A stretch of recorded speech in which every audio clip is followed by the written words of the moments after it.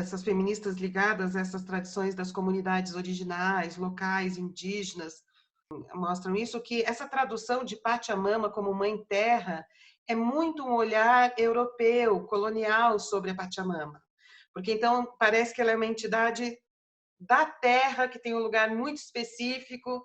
Então Pachamama é tudo que há, com uma característica de autoridade espiritual, ou seja, de abstração espiritual também. Então, não é que ela é a terra. Por que é importante dizer isso? Porque a gente já viu que o patriarcado europeu separou espírito, natureza, mente, corpo, né? E associou a mulher a corpo e espírito a homem. E criou uma hierarquia. O espírito domina sobre a natureza, o homem domina sobre a mulher, a mente domina sobre o corpo. Nessa concepção de Pachamama não existe isso, porque Pachamama é tudo que há, com autoridade espiritual também. A gente tende a pensar as coisas dentro de um ponto de vista do absoluto, do fora do tempo, do universal, né? Do atemporal. Então, é como se a gente o tempo todo estivesse buscando ideias gerais que pudessem ser implantadas na vida, impostas sobre o corpo, e o corpo tendo que se disciplinar a essas ideias universais como se elas viessem de fora do tempo. Tudo que a gente já conhece sobre cérebro, sobre mente, sobre cognição, sobre comportamento, não confirma isso. Fala que o nosso pensamento tem a ver com as relações que a gente tem com outros corpos e com o ambiente. A gente tem uma memória cultural, né, de ideias sobre a vida, sobre o mundo e tal, mas essas ideias elas não são absolutas porque elas dialogam, negociam, conversam o tempo todo com a emergência de novos pensamentos que vão surgindo porque são necessários para elaborar novas relações, né? Então, a Pachamama também significa essa sabedoria de olhar para as relações no tempo. Entender que o tempo forma, que o tempo transforma, que o tempo cria, que existe permanência no tempo, mas também existe mudança. Então, o autoritarismo não significa apenas você tomar decisões fortes, que desagradam esse ou aquele, não é isso. O autoritarismo tem muito mais a ver com essa submissão do corpo a ideias universais supostamente atemporais. Você pega, por exemplo, a questão do não roubarás, né? Não roubar, não roubar. É bom, né? É uma ideia boa, não vamos roubar, né? Cada um tem as suas coisas, se organiza melhor a vida. No entanto, de repente, se tem uma mãe muito miserável, com um filho no colo, e ela está desesperada por comida, talvez ela roube um leite no supermercado. E será que esse imperativo não roubará tem que ser tão pesadamente punitivo contra essa mãe quanto para os capitalistas que roubam a mais-valia? Então, se você tem uma autoridade espiritual, vamos dizer assim, né? No caso da Pachamama, cujo foco é olhar para o tempo e espaço, rege o tempo e espaço, é o próprio as relações dentro do tempo e espaço, necessariamente isso vai favorecer uma percepção, um olhar, uma capacidade de juízo sobre as coisas mais situado e menos autoritário. Isso não quer dizer que não hajam decisões firmes, pode ter decisões firmes. Decisões firmes não é igual ao autoritarismo, são coisas diferentes. Quando Evo Morales foi presidente da Bolívia e quando Rafael Correa foi presidente do Equador, eles instituíram, nas suas próprias constituições, os direitos da natureza, né? Tendo como símbolo disso a própria Pachamama. Então, foi criado, umas mulheres colombianas criaram um movimento que elas chamam de feminismo comunitário. Em 2014, elas conseguiram implantar, dentro do governo Evo Morales, uma política da despatriarcalização. Elas combatem essa divisão patriarcal que entende a natureza e a mulher e os corpos como algo a ser explorado num sistema hierárquico de dominação. Uma das coisas que chama atenção no mito na Maria Madalena é que ela é a única personagem que não é a Maria, filha de alguém, de um homem, né? Não é a Maria, irmã de um homem, nem nada. Ela é a Maria Madalena. Então, ela não é referenciada pela família, por pertencer a uma família, a um pai, a um irmão ou a um marido, nada disso. Porque Madalena é o nome de uma cidade. Ela é a Maria Madalena. Então, ela é que nem Jesus de Nazaré, ela é a Maria Madalena, né? E o nome dessa cidade é Magdala, ou Magdal, né? Magdala, que é uma cidade da região da Galileia. Então, ela é a Maria desta cidade, né? Que é a Magdala. O fato da Maria Madalena não ser filha, nem mulher, nem irmã de alguém, ela é a Maria da cidade, né? Isso significa que ela existe por si mesma, ou seja, ela tem no mito ela é uma representada como uma mulher independente. Nos concílios, assim, ela foi ganhando características de várias mulheres sem nome do Novo Testamento, né?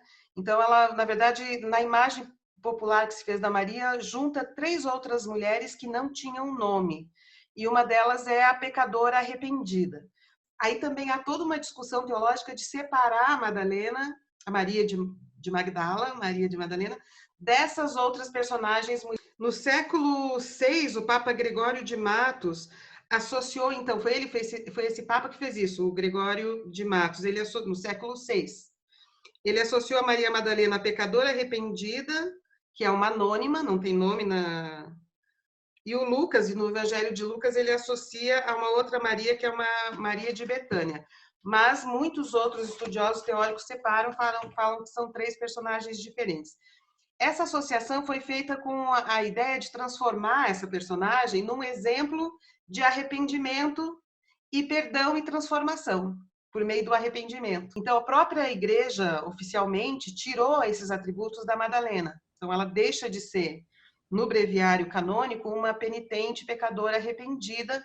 E aí a gente vai ver como que essa ideia da prostituição está muito mais ligada nesse universo, essa metafísica, nesse universo mítico, a corrupção da matéria, porque ela é uma corrompida, porque todas as mulheres são corrompidas, porque todas as mulheres são vinculadas à matéria e a matéria é corruptível e não o espírito. Então, ela também, dentro de uma teologia dualista, machista, patriarcal, a corrupção da Madalena tem a ver com a corrupção de todas as mulheres, que só deixarão o estado corrupto se transformarem em homem.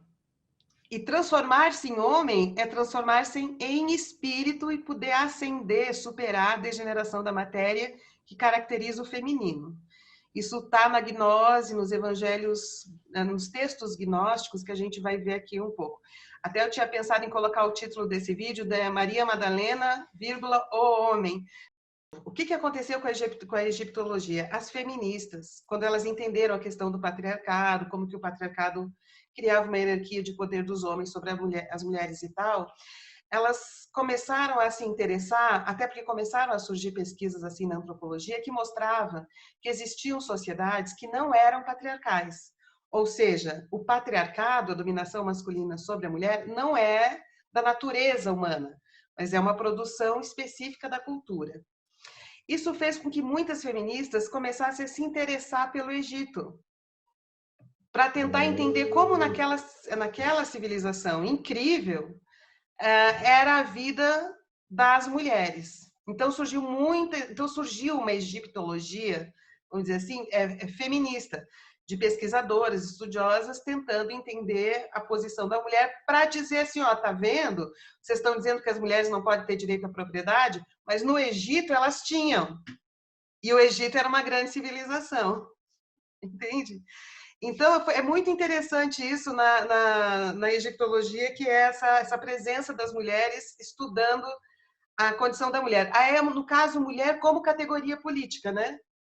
Sim, elas não estão naturalizando também a mulher, né? Então, teve uma importância política muito interessante o estudo do Egito. Então, outra coisa muito interessante que era o nome da mãe que dava identidade ao filho. Então, por exemplo, o meu filho, o Thales, filho de Fernanda. No Egito tinha a matrilinhagem, mas as mulheres também tinham direitos. Então, quais eram os direitos que as mulheres tinham? Elas podiam possuir e administrar bens e queixar-se dos maus tratos dos maridos. Então, se elas se sentiam maltratadas, abusadas, e, enfim, a relação estava prejudicando elas, maltratos, elas podiam denunciar isso e podiam pedir o divórcio, sem que isso pesasse sobre elas, né? E nos acordos de casamento também tinha a questão dos direitos sobre os filhos, caso isso acontecesse. Então você vê na Europa até as sufragistas, assim, até naquele período das sufragistas, as mulheres que se separavam não tinham direito sobre os filhos. Se uma mulher separasse de um cara, ela perdia automaticamente os direitos dos filhos e os filhos ficavam com o pai. Foi com o voto feminino que isso conseguiu ser alterado, né, na lei. Isso muito tempo depois. Então, as feministas, quando elas estudaram essas condições das mulheres egípcias, elas diziam: tá vendo? A civilização não justifica o autoritarismo contra as mulheres, a dominação das mulheres. As mulheres egípcias tinham direitos. As mulheres podiam andar nas ruas livremente, sem véus, ao contrário das mulheres gregas, que tinham que estar acompanhadas de um homem, né? Elas eram mumificadas também com as famílias, junto com os maridos ou com os pais, mas elas também tinham direito a serem mumificadas, ou seja, eram reconhecidas como um espírito, né? Que poderia viver após a vida, né? Tá, e elas também, e tinha também toda uma prática de cuidados da mulher, assim, elas se banhavam com óleos, elas se maquiavam, um cuidado com a aparência e com a beleza, que era uma coisa da cultura deles. Então, o mito da Ísis, que eu vou contar para vocês, tem a ver com a cosmogonia heliopolitana, né? Os pais de, então, quem são os pais de Ísis, né? Geb e Anut. O Geb, ele é um deus da terra, e Anut é um deus do céu, uma deusa do céu. Isso também é uma coisa diferente do que a gente está acostumado, a mulher, né? A representação da mulher como deusa associada à terra e ao ar associado a iconografia masculina, os deuses masculinos. Aqui é o contrário. Geb é o deus da terra e Anut é a deusa do céu, que é o pai e a mãe são o pai e a mãe de Ísis. Então ela é a abóbada celeste, né? É interessante isso, é bonito isso, porque também mostra de novo que não é da natureza da humanidade que mulher seja a terra e homem seja o céu. Isso é uma das possibilidades de representação mítica, de produção da nossa cultura do imaginário. Mas não é da natureza do feminino a terra e da natureza do masculino o céu. Aqui é o contrário. E a Nut, que é a mãe, essa que é a abóbada celeste, eles entendiam que ela tinha o corpo decorado de estrelas. Então, é uma abóbada celeste decorada, cujo corpo é decorado de estrelas. E é daí que vem também muitas representações da Maria com aquele manto azul celeste decorado de estrelas. Então, a iconografia da Maria, mãe de Deus, está associado à iconografia ou à imagem que se tinha da mãe de Ísis, da Nut. Ela também pare o sol. Então, o que acontece? Todas as noites, Nut engole o sol e toda manhã, Nut pare o sol de volta. Então, o sol também é um símbolo da ressurreição. Ele renasce todos os dias, porque Nut, embora seja sendo abóbada, ela faz com que ele nasça todos os dias, de novo. E a Ísis, ela era associada à estrela Sírius, porque a estrela Sírius que aparecia no céu quando tinham as cheias do rio Nilo. Então, era associada a essa... Quando ela aparecia, ela trazia a cheia, que era também trazer bonança, coisa boa, né? Prosperidade. E olha só, a Ísis se transformou na deusa mais popular do Egito. E, inclusive, não só no Egito, porque depois ela se espalhou. Só que até 380 a.C., ela não tinha um templo exclusivo. Então, ela era extremamente popular, ela era extremamente respeitada, ela era presente na vida das pessoas, mas ela, até 380 a.C., ela não tinha um templo centralizado, ela era espalhada, né? Tendo ganhado tanta popularidade e tendo ganhado tanto poder, a Ísis ela se espalhou para além, né? Então, na Síria, ela foi identificada com a Astarte, que a gente já falou dela aqui em algum outro vídeo, que lá na Síria era a deusa da fertilidade e da guerra. Então, eles associavam Astarte a Ísis. Os gregos e os romanos espalharam seu culto pela Ásia Ocidental, por todo o norte da África e também pela Europa. Então, e muitos mitólogos que trabalham com mitologia comparada acham que ela também se expressa como Maria, a Maria, mãe de Deus, né?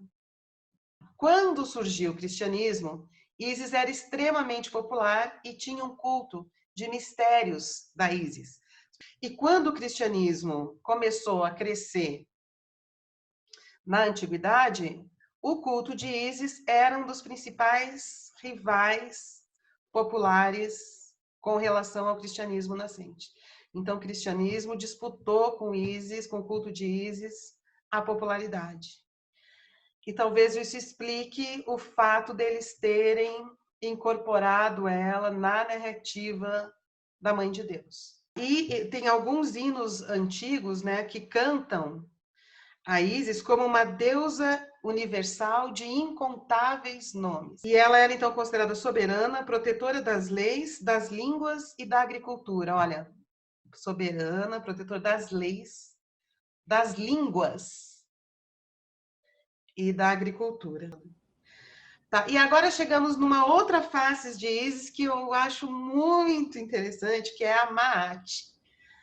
A Maat é uma representada como uma mulher, uma deusa, mas também é um conceito. É um conceito de ordem universal. Então, Maat é a ordem universal. E Maat, como conceito, reunia verdade, justiça e ordem cósmica. Muito parecida, essa faceta de Maat, com aquilo que a gente falou da Pachamama. Porque, embora ela sustente a ordem cósmica, no pensamento egípcio, mesmo que o mundo se acabasse, Maat permaneceria.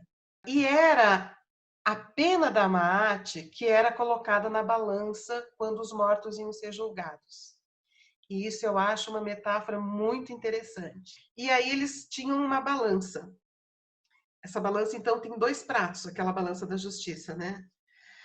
Anubis colocava o coração da alma desse morto, que é a sede da inteligência para os egípcios. Sede da inteligência é o coração, não é o cérebro. Então, eles colocavam o coração num dos pratos da balança e no outro prato da balança eles colocavam a pena de Maat. O que é a pena de Maat? Deixa eu mostrar aqui para vocês a Maat. Tá vendo como ela era representada? Já vi. Ah, também conheço essa daí. Ela tem uma pena na cabeça. Sim, sim. Essa é a pena que era colocada na balança do julgamento das almas que conseguiam chegar até lá, né? E o coração não deveria testemunhar contra a pessoa, quer dizer, o coração tinha que ter o peso, tinha que ter a leveza do peso da pena de Maat. E as pessoas tinham que se preparar para esse momento, elas tinham que saber as palavras certas para serem ditas naquele momento, para que o coração não depusesse contra a pessoa, aumentando o peso com relação à pena de Maat. Se o prato permanecesse equilibrado, Tote proclamava o morto a voz da verdade, e Osíris então dava as boas-vindas. Bonito, né? A verdade está associada ao peso do coração, né? Porque o coração embrutecido faz a gente ficar meio burro, né?